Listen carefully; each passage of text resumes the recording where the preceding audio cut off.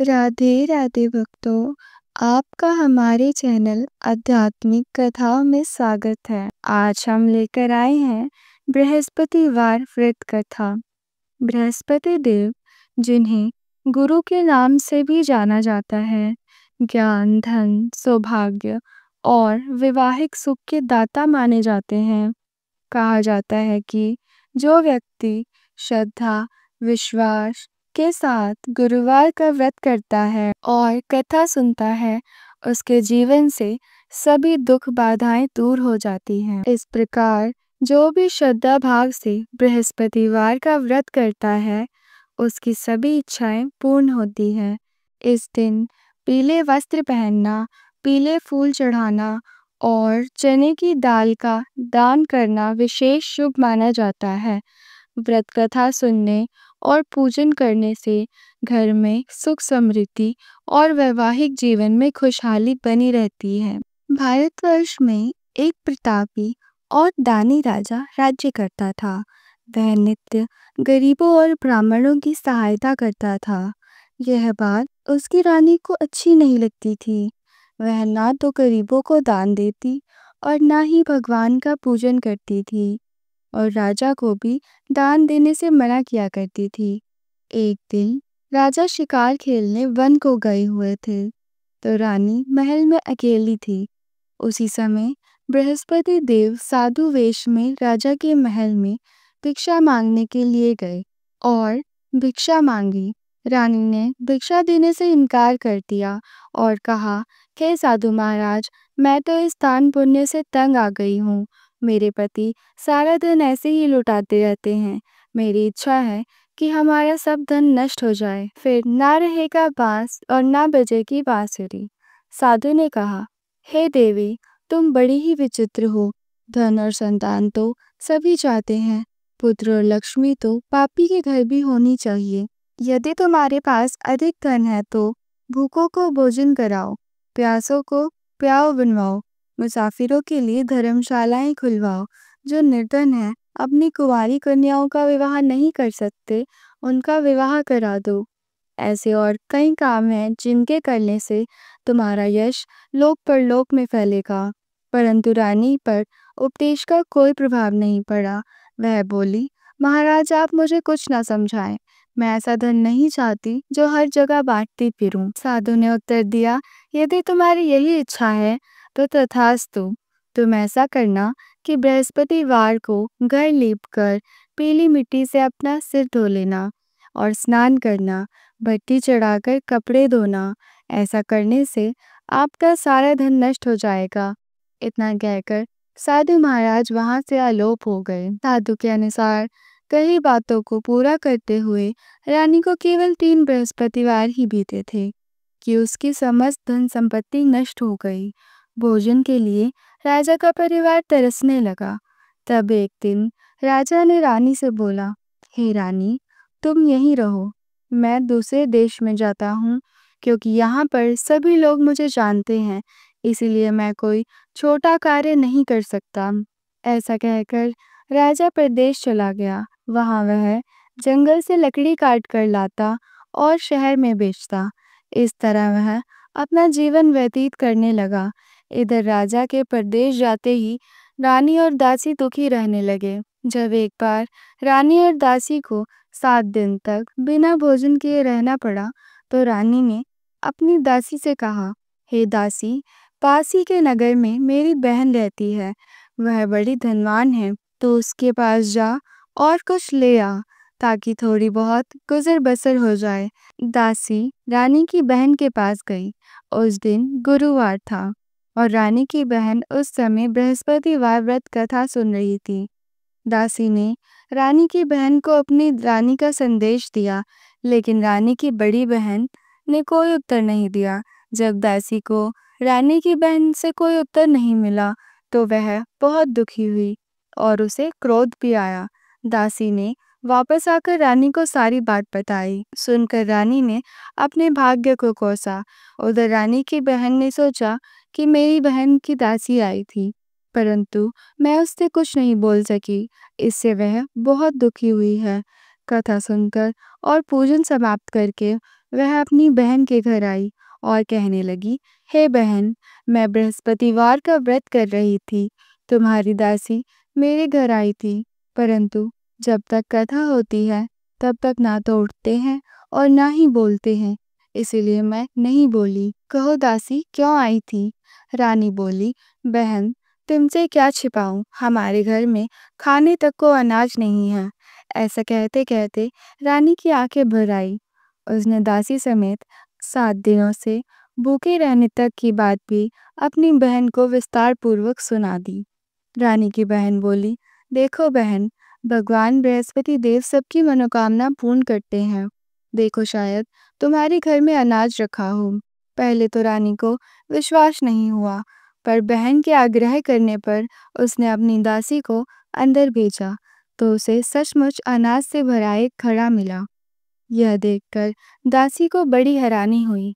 दासी रानी से कहने लगी, हे रानी, जब हमको भोजन नहीं मिलता तो हम व्रत ही तो करते हैं, इसीलिए क्यों ना इनसे व्रत और कथा की विधि पूछ ली जाए, ताकि हम भी व्रत कर सकें। तब रानी ने अपनी बहन से बृहस्पतिवार के व्रत के बारे में पूछा।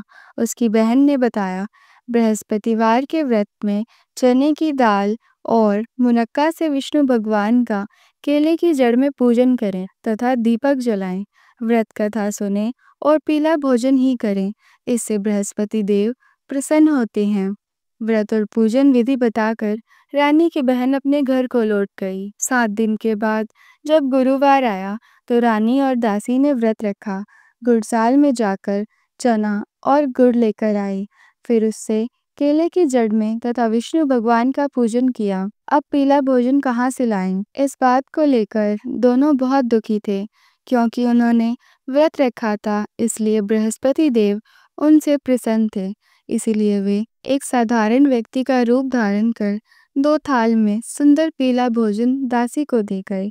भोजन पाकर दासी प्रसन्न हुई और फिर रानी के साथ मिलकर भोजन ग्रहण किया।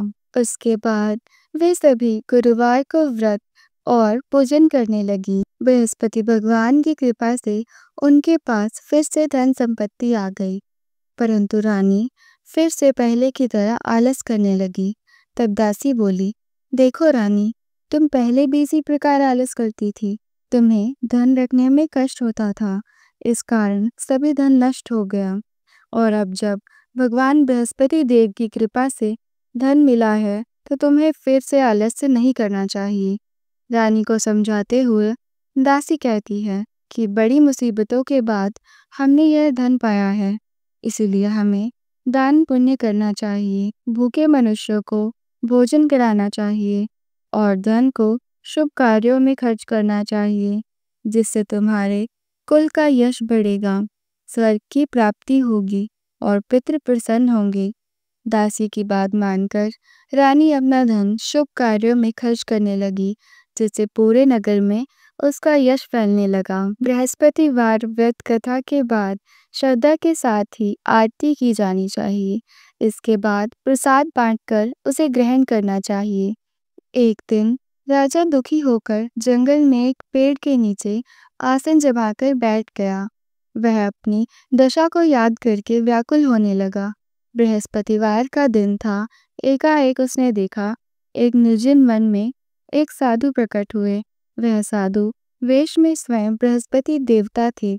लकड़हारे के सामने आकर बोले, हे लकड़हारे, इस सुनसान जंगल में तू चिंतामग्न क्यों बैठा है? लकड़हारे ने दोनों हाथ जोड़कर प्रणाम कर बोला, महात्मा जी, आप सब कुछ जानते हैं, मैं क्या करूं? यह कहकर रोने लगा और साधु को अपनी आत्मकथा सुनाई। महात्मा जी ने कहा, तुम्हारी स्त्री ने बृहस्पतिवार के दिन बृहस्पति देव का निरादर किया है, जिसके कारण रुष्ट होकर उन्होंने तुम्हारी यह दशा कर दी है। अब तुम चिंता को दूर करके मेरे कहने पर चलो, तो तुम्हारे सभी कष्ट दूर हो जाएंगे और भगवान पहले से भी अधिक संपत्ति देंगे। तुम बृहस्पतिवार के दिन कथा किया करो। 2 पैसे के चने मुनक्का लाकर उसका प्रसाद बनाओ और शुद्ध जल से लोटे में शक्कर मिलाकर अमृत तैयार करो। कथा के पश्चात अपने सारे परिवार और सुनने वाले प्रेमियों में अमृत व प्रसाद बांटकर आप भी ग्रहण करो। ऐसा करने से भगवान तुम्हारी मनोकामनाएं अवश्य पूर्ण करेंगे। साधु के ऐसे वचन सुनकर लकड़हारा बोला, हे प्रभु, मुझे लकड़ी बेचकर इतना पैसा नहीं मिलता जिससे भोजन के उपरांत कुछ बचा सकूं। मैंने रात्रि में अपनी स्त्री को व्याकुल देखा है। मेरे पास कुछ भी नहीं है जिससे मैं उसकी खबर मंगा सकूं। साधु ने कहा, हे लकड़हारे, तुम किसी बात की चिंता मत करो। बृहस्पतिवार के दिन तुम रोजाना की तरह लकड़ियां लेकर शहर को जाओ। तुमको रोज से दोगुना धन प्राप्त होगा जिससे तुम भली भांति भोजन कर लोगे तथा बृहस्पति देव की पूजा का सम्मान किया जाएगा। इतना कहकर साधु अंतर्ध्यान हो गई। धीरे धीरे समय व्यतीत होने पर फिर वही बृहस्पतिवार का दिन आया।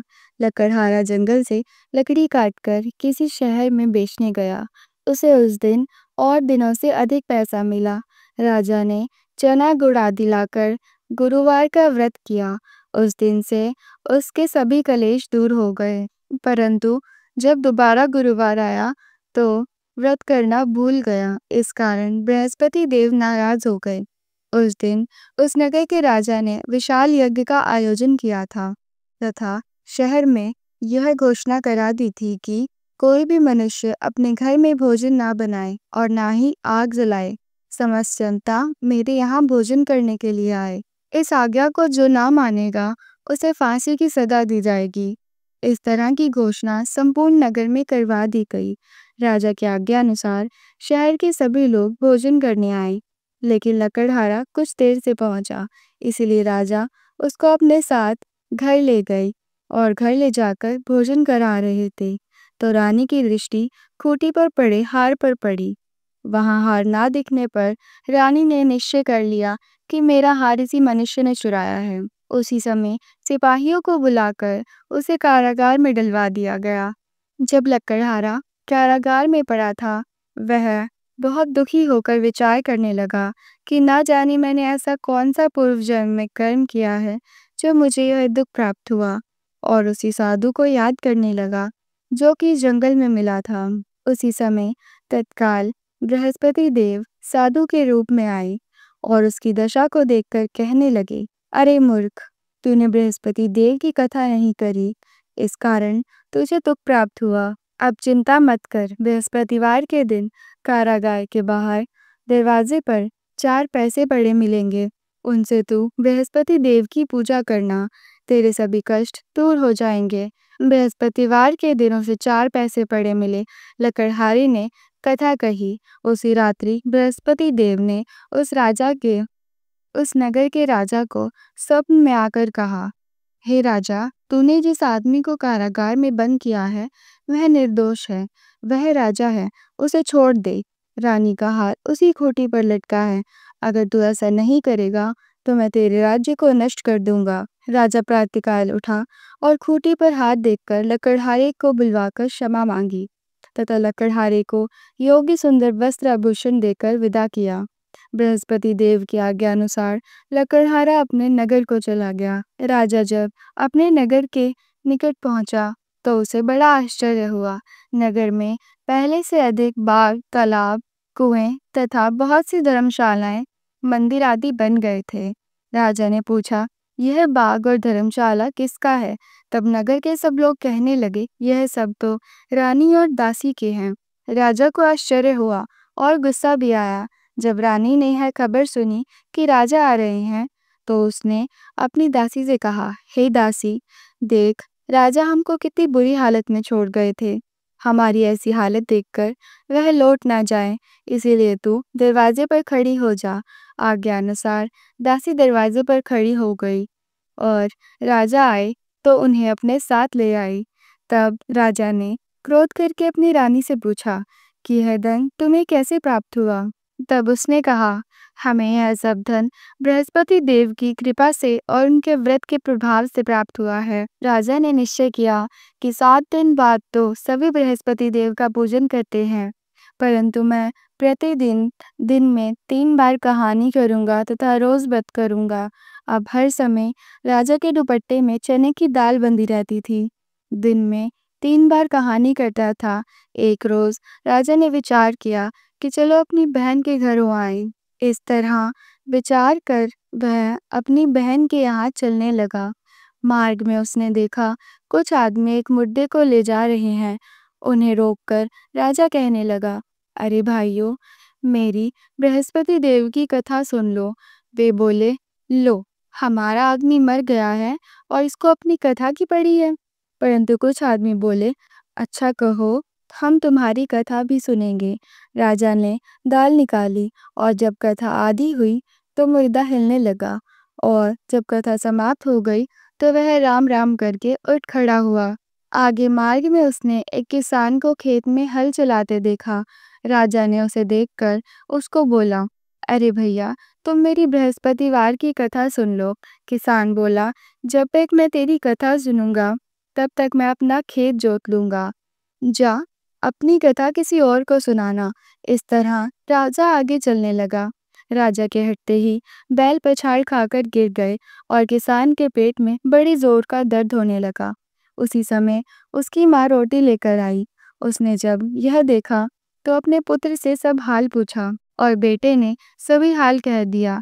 तो बुढ़िया दौड़ी दौड़ी उस घड़सवार के पास गई और उससे बोली कि मैं तेरी कथा सुनूंगी, तू अपनी कथा मेरे खेत में चलकर कहना। राजा ने बुढ़िया के खेत में जाकर अपनी कथा कही, जिससे सुनते ही वह बैल उठ खड़े हुए और किसान के पेट का दर्द भी समाप्त हो गया। राजा अपनी बहन के घर पहुंचा। बहन ने भाई की खूब मेहमानी की। दूसरी रोज प्रातःकाल राजा जागा तो वह देखने लगा कि सब भोजन कर रहे हैं। राजा ने अपनी बहन से कहा, ऐसा कोई मनुष्य है जिसने भोजन नहीं किया हो? मेरी बृहस्पतिवार की कथा सुन लेगा। बहन बोली, भैया, ये ऐसा देश है कि पहले यहाँ लोग भोजन ही करते हैं, बाद में अन्य काम करते हैं। अगर कोई पड़ोस में हो तो मैं दिखाऊं, परंतु उसे कोई ऐसा व्यक्ति नहीं मिला जिसने भोजन न किया हो। अंत वह एक कुम्हार के घर गई, जिसका लड़का बीमार था। उसे मालूम हुआ कि उन्होंने 3 रोज से किसी भी अन्य को हाथ नहीं लगाया है। रानी ने अपने भाई की कथा सुनने के लिए कुम्हार से कहा। वह तैयार हो गया और राजा ने जाकर अपनी बृहस्पतिवार की कथा कही, जिसको सुनकर उसका लड़का ठीक हो गया। अब तो राजा की प्रशंसा होने लगी। एक रोज राजा ने अपनी बहन से कहा, हे बहन, हम अपने घर को जाएंगे, तुम भी तैयार हो जाओ। राजा की बहन ने अपनी सास से कहा। सास ने कहा, हाँ, चली जाना, परंतु अपने लड़के को मत ले जाना, क्योंकि तेरे भाई की कोई औलाद नहीं है। बहन ने अपने भाई से कहा, भैया, मैं तो चलूंगी, पर मेरा बालक नहीं जाएगा। राजा बोला, जब कोई बालक नहीं चलेगा तब तुम भी क्या करोगी? बड़े दुखी मन से राजा अपने नगर को लौट आया। राजा ने अपनी रानी से कहा, हमारी कोई संतान नहीं है, हमारा मुंह देखने का धर्म नहीं है, कुछ भोजन आदि नहीं किया। रानी बोली, हे प्रभु, बृहस्पति देव ने हमें सब कुछ दिया है, वह हमें औलाद की अवश्य देंगे। उसी रात बृहस्पति देव ने राजा के स्वप्न में कहा, हे राजा, उठ, सभी सोच त्याग दे, तेरी रानी गर्भवती है। राजा यह बात सुनकर बहुत खुश हुआ। 9वें महीने में उसकी रानी के गर्भ से एक सुंदर पुत्र पैदा हुआ। तब राजा बोला, हे रानी, स्त्री बिना भोजन किए रह सकती है, परंतु बिना कहे नहीं रह सकती। जब मेरी बहन आए तो तुम मुझसे कुछ मत कहना। रानी ने सुनकर हाँ कर दिया। जब राजा की बहन ने यह शुभ समाचार सुना तो वह बहुत खुश हुई तथा बधाई लेकर अपने भाई के यहाँ आई। तब रानी ने कहा, घोड़ा चढ़कर तो नहीं आई, गधा चढ़कर आ गई। राजा की बहन बोली, भाभी, मैं इस प्रकार न कहती तो तुम्हें औलाद कैसे मिलती? बृहस्पति देव ऐसे ही हैं, जैसी जिसकी मन में कामनाएं होती हैं, सभी पूर्ण करते हैं। जो सद्भावना पूर्वक बृहस्पतिवार का व्रत करता है एवं कथा पढ़ता है अथवा सुनता है, दूसरों को सुनाता है, बृहस्पति देव उसकी मनोकामना अवश्य पूर्ण करते हैं। भगवान बृहस्पति देव उसकी सदैव रक्षा करते हैं। संसार में जो मनुष्य सद्भावना से बृहस्पतिवार के दिन बृहस्पति देव का पूजन और व्रत सच्चे हृदय से करते हैं, उसकी सभी मनोकामनाएं पूर्ण होती हैं। जैसी सच्ची भावना से रानी और राजा ने उनकी कथा का गुणगान किया, तो उनकी सभी इच्छाएं बृहस्पति देव ने पूर्ण की। इसीलिए पूर्ण कथा सुनने के बाद ही प्रसाद लेकर जाना चाहिए। हृदय से उसका मनन करते हुए जयकारा बोलना चाहिए। बोलो बृहस्पति भगवान की जय, भगवान विष्णु की जय। तो यह थी बृहस्पतिवार व्रत कथा। चलिए एक और पौराणिक कथा का श्रवण करते हैं। प्राचीन काल में एक ब्राह्मण रहता था। वह बहुत निर्धन था।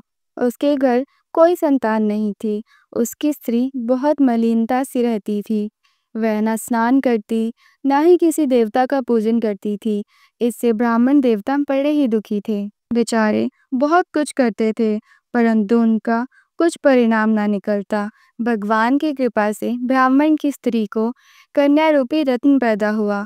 कन्या बड़ी होने पर वह प्रातः स्नान करके विष्णु भगवान का जाप व बृहस्पतिवार का व्रत करने लगी। अपने पूजन पाठ को समाप्त करने के बाद विद्यालय जाती तो अपनी मुट्ठी में जौ भर के ले जाती और पाठशाला के मार्ग में डालती जाती। जब ये जौ स्वर्ण के हो जाते तो लौटते समय उन्हें बीन कर ले आती। एक दिन वह बालिका सूप में उस सोने के जौ को फटकार रही थी। तभी उसके पिता ने देखा और कहा, हे बेटी, सोने के जौ के लिए तो सोने का सूप होना चाहिए। दूसरे दिन बृहस्पतिवार था। इस कन्या ने व्रत रखा था और बृहस्पति देव से प्रार्थना करके कहा, मैंने आपकी पूजा सच्चे मन से की हो तो मेरे लिए सोने का सूप दे दो। बृहस्पति देव ने उसकी प्रार्थना स्वीकार कर ली। रोजाना की तरह वह कन्या जौ फैलाती ही जाने लगी। जब लौटकर जौ बीन रही थी तो बृहस्पति देव की कृपा से सोने का सूप मिला। उसे वह घर ले आई। उसमें जौ साफ करने लगी, परंतु उसकी माँ का वही रंग रहा। एक दिन की बात है कि वह कन्या सोने के सूप में जौ साफ कर रही थी। उसी समय उस शहर के राजपुत्र वहां से होकर निकले। इस कन्या के रूप को और उसके कार्य को देखकर मोहित हो गए और अपने घर जाकर भोजन और जल का त्याग कर उदास होकर लेट गए। राजा को जब इस बात का पता चला, वह अपने मंत्री के साथ उसके पास गए और बोले, हे बेटा, तुम्हें किस बात का कष्ट है? किसी ने अपमान किया है या फिर क्या कारण है? कहो, मैं वही करूँगा जो तुम्हें अच्छा लगेगा, जिससे तुम्हें प्रसन्नता होगी। अपने पिता की राजकुमार ने बातें सुनी तो वह बोला, मुझे आपकी कृपा से किसी बात का दुख नहीं है। किसी ने मेरा अपमान नहीं किया है, परंतु मैं एक लड़की से विवाह करना चाहता हूँ जो सोने के सूप में जौ साफ कर रही थी। यह सुनकर राजा आश्चर्य में पड़ गया और बोला, हे बेटा, इस तरह की कन्या का पता तो तुम ही लगाओ। मैं उसके साथ तेरा विवाह अवश्य करवा दूंगा। राजकुमार ने उस घर का पता बतलाया। तब मंत्री उस घर गए और ब्राह्मण देवता को सभी हाल बतलाया। ब्राह्मण देवता राजकुमार के साथ अपनी कन्या का विवाह करने के लिए तैयार हो गए। तब विधि विधान के अनुसार ब्राह्मण की कन्या का विवाह राजकुमार के साथ हो गया। कन्या के घर से जाते ही पहले की भांति उस ब्राह्मण देवता के घर में गरीबी का निवास हो गया। अब भोजन के लिए भी अन्न बड़ी मुश्किल से मिलता था। एक दिन दुखी होकर ब्राह्मण देवता अपनी पुत्री के पास गए। बेटी ने पिता की दुखी अवस्था को देखा और अपनी माँ का हाल पूछा। तब ब्राह्मण ने सभी हाल कहा। कन्या ने बहुत सा धन देकर अपने पिता को विदा कर दिया। इस तरह ब्राह्मण का कुछ समय सुखपूर्वक व्यतीत हुआ। कुछ दिन बाद फिर वही हाल हो गया। ब्राह्मण फिर अपनी कन्या के यहाँ गया और सारा हाल कहा। कन्या ये सब सुनकर बोली, हे पिताजी, आप माताजी को यहाँ ले आओ। मैं उन्हें विधि बता दूंगी जिससे गरीबी दूर हो जाएगी। वह ब्राह्मण देवता अपनी स्त्री को लेकर अपनी बेटी के यहाँ पहुंचे। तब उनकी पुत्री अपनी माँ को समझाने लगी, हे माँ, तुम प्रातःकाल प्रथम स्नान आदि करके विष्णु भगवान का पूजन करो तो सब दरिद्रता दूर हो जाएगी। परंतु उसकी माँ ने उसकी एक भी बात नहीं मानी और प्रातःकाल उठकर अपनी पुत्री के बच्चों की जूठन खा ली। इससे उसकी पुत्री को बहुत गुस्सा आया और उसने एक रात अपनी माँ को कोठरी में बंद कर दिया। प्रातःकाल उसे निकाला तथा स्नान आदि करा के पाठ करवाया तो उसकी माँ की बुद्धि ठीक हो गई और फिर प्रत्येक बृहस्पतिवार को व्रत करने लगी। इस व्रत के प्रभाव से उसके माँ बाप बहुत ही धनवान हुए और पुत्रवान भी हो गए। बृहस्पतिवार के व्रत के प्रभाव से इस लोक के सुख भोग कर स्वर्ग को प्राप्त हुए। आपको यह कथा कैसी लगी हमें कमेंट सेक्शन में ज़रूर बताइएगा और ऐसी ही अद्भुत कथाएं सुनने के लिए हमारे चैनल आध्यात्मिक कथाएं को अवश्य सब्सक्राइब करें। राधे राधे। भक्तों, यह थी बृहस्पतिवार व्रत कथा। अगर आपको यह कथा अच्छी लगी हो तो वीडियो को लाइक करें, अपने प्रियजनों के साथ शेयर करें और हमारे चैनल को सब्सक्राइब करना ना भूलें ताकि आपको और ऐसी कथाएं सुनने को मिलती रहें। बृहस्पति देव की कृपा आप सब पर बनी रहे। राधे राधे।